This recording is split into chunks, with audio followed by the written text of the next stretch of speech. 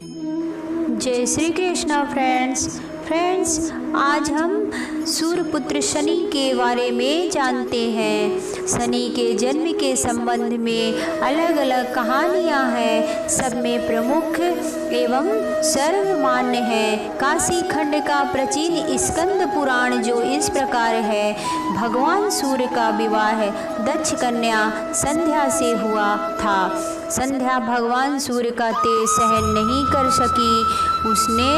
उन्हें लगता था कि तपस्या करके वह अपना तेज बढ़ा सकती है या अपनी तपस्या के बल से वह भगवान सूर्य की चमक को कम कर सकती है। लेकिन भगवान सूर्य के लिए वह पत्नी थी। भगवान सूर्य से उनकी 3 संतानें हुई। वे एक थे मनु, दूसरे थे यमराज और तीसरी थी यमुना।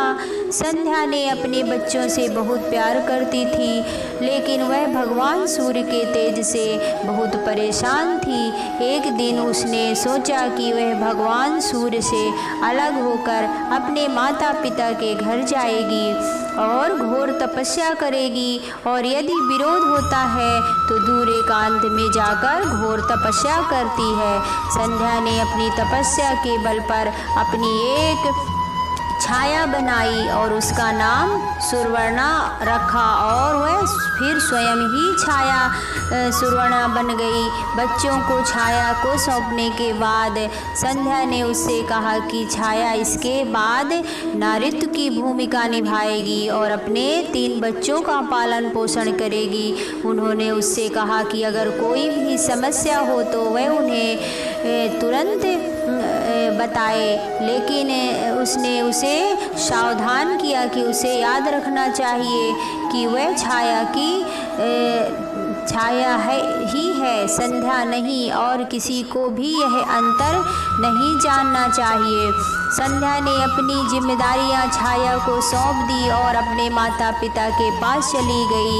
वह घर गई और अपने पिता से कहा कि वह भगवान सूर्य का तेज सहन नहीं कर सकती है, और इसलिए वह अपने पति को बिना बताए चली आई थी। यह सुनकर उसके पिता ने उसे बहुत डांटा और कहा, अगर बिना बुलाए बेटी घर लौटती तो उन्हें और उनके पिता दोनों को श्राप लगेगा। उसने उसे तुरंत अपने घर वापस जाने के लिए कहा। फिर संध्या को चिंता होने लगी कि अगर वह वापस चली गई तो उन्हें जिम्मेदारियों का क्या होगा जो उसने छाया को दी थी।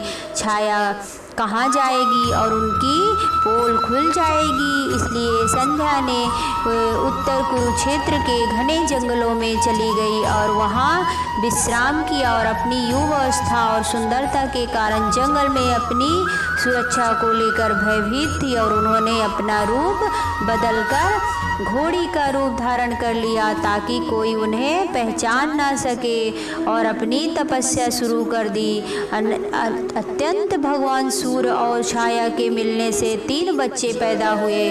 भगवान सूर्य और छाया एक दूसरे से प्रसन्न थे। सूर्य को कभी किसी बात पर संदेह नहीं हुआ। छाया की संतान मनु भगवान शनि और पुत्री भद्रा थी। दूसरी कथा के अनुसार शनि देव की रचना महर्षि कश्यप के महान यज्ञ का परिणाम थी। जब शनि देव छाया के गर्भ में थे तब शिव भक्ति छाया भगवान शिव की तपस्या में इतनी लीन थी, उन्हें अपने भोजन की भी सुध नहीं रहती थी।